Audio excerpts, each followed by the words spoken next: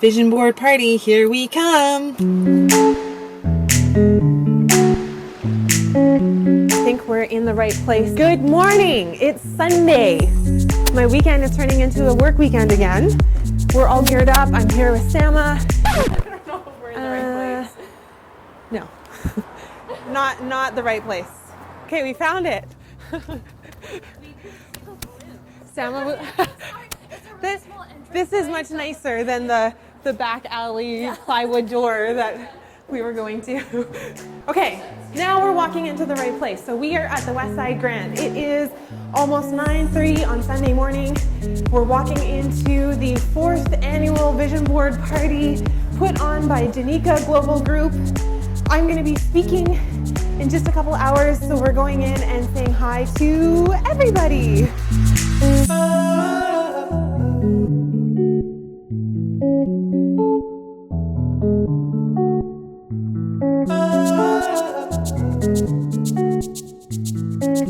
Yes, nice to meet you. Yeah, thanks for being here.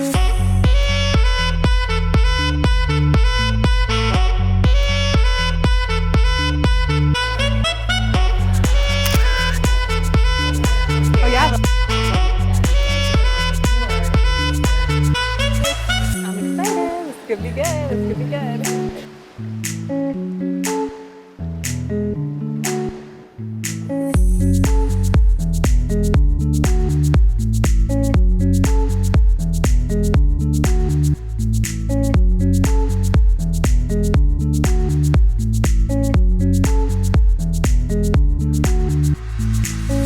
About 5 minutes before I go up. There's a lot of spice in here. Whew, holy. Yeah, I feel a little bit nervous, as I always do before these things. I always have like the initial jitters, and then as soon as I like start talking, then it goes away. I'd love your attention for our next speaker. Put your hands together for Karin Bohn. Yeah, thank you for having me. I'm so excited because really, at the end of the day, I am in the business of visualization. So interior design is all about visualization and being able to actually communicate your visualization to a client. Like you said, I've been in the interior design industry for 12 years. I've had my business for 8 years. And just to give you guys some context, I mean, we do lots of restaurants, retail work. You've probably seen some of our work around town, and a lot of really high-end residential work. Most notable is we just had a penthouse that was listed on the Canadian market for $59 million. So yeah, pretty crazy. It was definitely a career highlight for me. Wow, so that's huge. Amazing. Being successful as an interior designer is being able to create a very, very strong visualization, communicate that to your client, and the more detailed that we can be when we're communicating that to our clients. Like we will do, a 3D model and go right down to the hardware on the cabinetry when we're presenting, so that the client really understands what we're trying to present. And the more understanding there is, the building process and the execution process is going to end up exactly the way that we visualized it. And so I was so excited to be speaking today because I feel like that's a great metaphor for creating a visualization for your life. The more detailed that you can be and the more exact that you can be, and the more you can even communicate that to somebody else, the more likely it is that it's going to happen for you. It's like a prototype and Totally. blueprint for your life.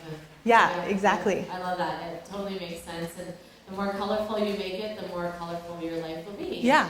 So talk to us about how you got started in your business.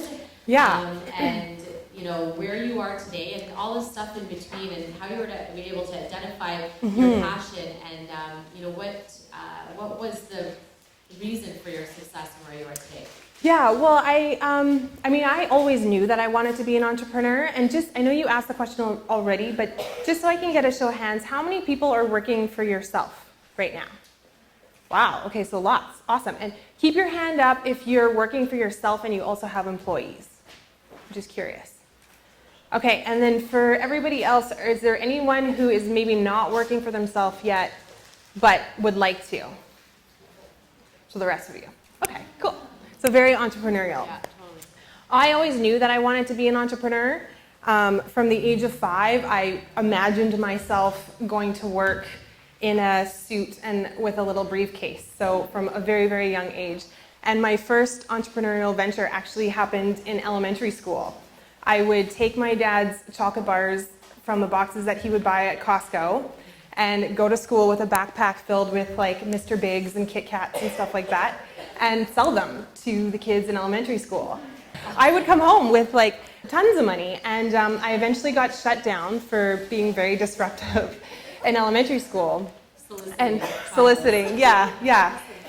Hustling chocolate bars, peddling chocolate bars at break. And then in high school was my second entrepreneurial venture. I ended up, I don't even know how, I guess I like to party. So I threw a whole bunch of parties and would sell tickets and hire DJs, and we'd have hundreds of people come out to these parties. That was kind of my second entrepreneurial venture. And then when I was in university, I was always very creative, and I would paint these really big canvases and abstract women, and ended up selling them through university for like $2,000, $3,000 a pop. So when I went to design school, I kind of knew right away that I wanted to be an entrepreneur. And it didn't take me long. I didn't actually even finish design school, and I jumped out on my own. That was about 11 years ago. Ended up burning myself out really quickly because I was very green. There was a lot more to interior design than I had originally thought. So jumped on board with a firm, and then 8 years ago is when I started House of Bohn. And it's grown from there, and it's become very established. And now I'm getting into online content production with my YouTube channel, which is what Kristen is doing right now, and really offering some business advice. So we have a couple videos. There's one up there right now on negotiating and how to negotiate, which is great. And I really like speaking to a female audience, because I think that there's so many times that you can really do a disservice to yourself by really not valuing yourself enough, or really not asking for what you want. There's another video up there right now on the 3 things that I wish I knew at startup. So just little tidbits of advice. So if you're interested in that, then you can check out my YouTube channel. Oh yeah, absolutely. I think that's so key. I always say, why reinvent the wheel? Yeah. And that's why I just love stories. I spend a lot of my time getting ready, when I do my hair and my makeup, when I'm, hanging out with kids, listening to podcasts and YouTube videos. Yeah. Because there's so much information, so much we can learn from people that have been there and done that. For sure. To be in business for this long, and to be in such a competitive market, and to have made it, and you made it when you designed it. What is it, a $56 million 59, home? yeah. Then you definitely want to be open to notes like that, and maybe perhaps taking some of their advice and following through. So when it comes to somebody who's launching their business, because you started your business about, you said 8 years ago. 8 years ago, yeah. What were some of your, fears, and how did you overcome them? And what was the vision you had even going into it? Startup is an interesting time, because startup is the time when you are the most enthusiastic about what you're doing, because there's no doubt that owning a business, running a business, and entrepreneurship is hard work. It is a hustle.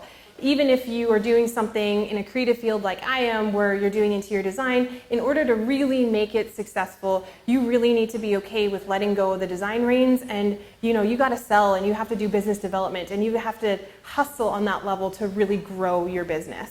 But that's not for everybody, right? For some people, staying small or staying independent could be more satisfying and more gratifying than actually owning a business. And I think that that's really important to, when you're thinking about your life and the vision for your life, it's really important to be honest and real with yourself about who you are, especially now in this day and age when entrepreneurship is so celebrated. Everybody wants to work for themselves. Everybody wants to be an entrepreneur.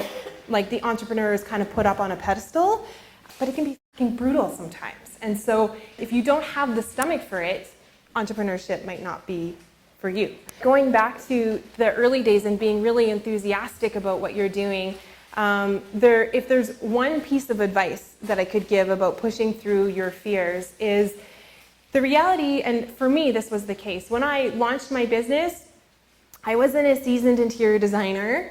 I really believed in myself, And in those days, I wish that when I had opportunities to meet with a potential client and hopefully sign that client, I wish that I had focused more on my strengths rather than tried to sell on being a great interior designer. And I guess what I mean by that is, like, it takes time before you get that experience, before you learn some of those lessons along the way, and before you really ultimately have that experience. And so at the time, I wish that I had sold more on the fact that I was eager and hungry and willing, and I would have worked harder than anybody else. And I feel like when you're new, that you might not have as much experience as someone else, but you might be hungry and eager, and that could be your selling feature, instead of, you know, trying to pretend like I knew exactly what I was doing. Yeah, and that could actually stop me from actually doing it, because I thought I needed to have this experience and to know all of these things before getting started. And then it's the getting started where now you have doubt and you don't think you're good enough, and For sure. now you're trying to convince people about something you're not, and it just doesn't feel right. Yeah. So I like that you say, you know, and you advise us to be authentic in where we are in our business, because I think we're at a time now where people appreciate that. There's so much fluff out there, and it's evident on social media that there's so much fluff, but when you're real and you can say, hey, I'm new, I'm hungry, I want your business, I think that is going to allow people to take the steps necessary to just get started and be okay with where they are. Right. And I think the person that's sitting on the other side of the table can kind of see it, right? Because they're probably talking to a few different interior designers or whatever it is that the field that you're in. They're comparing you, right? And so the thing that the advantage, you have to figure out what your advantage is truthfully and authentically and sell on that and believe it too. So visualization, I want to come back to this because this is kind of in tandem with what Nicole was saying. And by the way, Nicole, I am visualizing our friendship. We're going to be friends. There's an alignment. Yeah.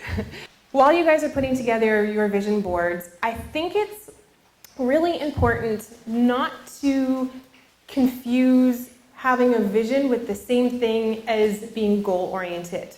To me, they're not the same thing. Of course, there's nothing wrong with goals. I'm all about goals. But goals are very destination and very attainment focused. So I want to be married in 2 years. I want to have kids in 3 years. I want to own my own business and do X amount in revenue in 5 years. And you might find that when you actually achieve your goal, that it doesn't actually give you the satisfaction and fulfillment and the happiness that you actually thought that it was going to. And I can speak from personal experience in this because, like I said before, I really wanted to have an office downtown. I wanted to have a bunch of employees. I wanted to work with high-profile clients. And poof, that happened for me. And it was about 2 years ago, about my 5-year mark, where I sort of hit that stride. And I was thinking to myself, like, I've got this restless feeling inside. Like, on the outside, it feels like I should be happier. It feels like I should be loving this ride so much more. It's everything you because wanted. this is everything that I wanted. And to be honest, I wasn't entirely that happy and that fulfilled. And that is when this book had stumbled my way. And the thing with the Desire Map is it focuses on, it's really not about the goals and that achievement or attainment. It really is about how you want to feel.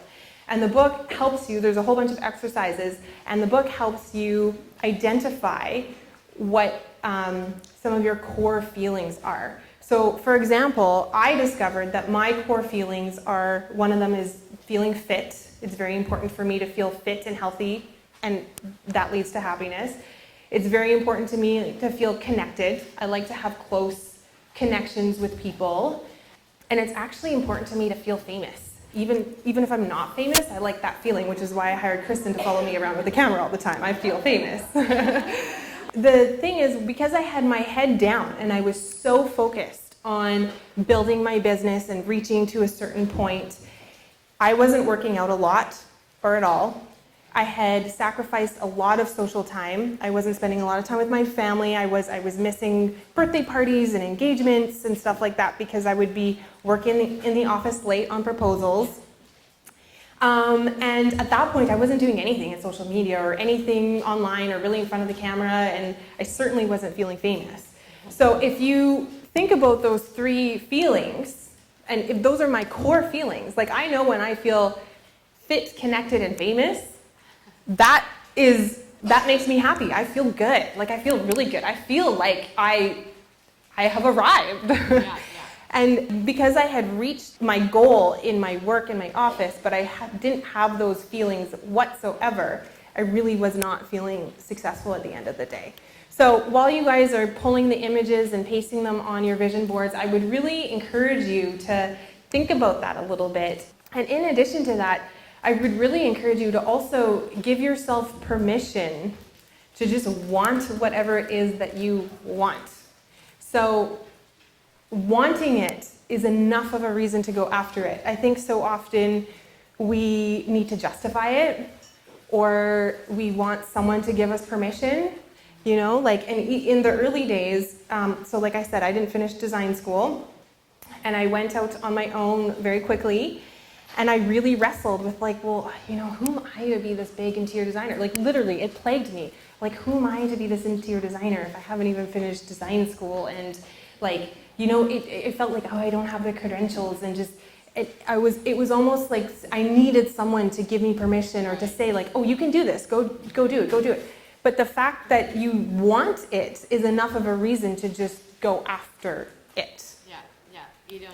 You don't need to be validated to make it okay to want what you want. To make it okay to want what you want, yeah. And sometimes that can be so scary to really own what it is that you want. And again, like my next one, so even being able to say like, yeah, I like to feel famous, like even if I'm not, but I like that feeling.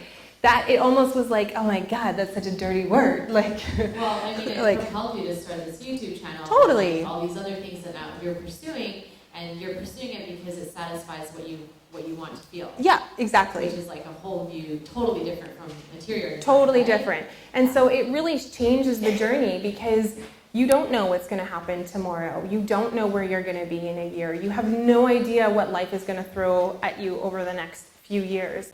Not to be cliche, but the journey really is the destination. And I love the saying, you can't white knuckle your way to Zen.